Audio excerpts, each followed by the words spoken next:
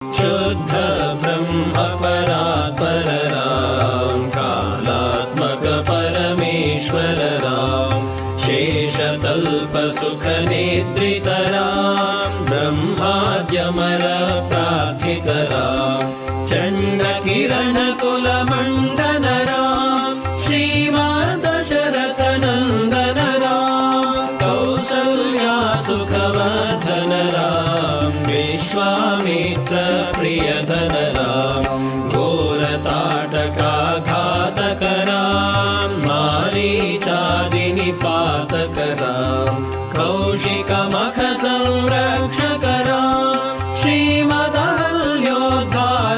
राम, गौतम मुनि संपूजित राम, सुर मुनिवर गण संस्तुत राम, नाविक धावित मृदुपद राम, मिथिला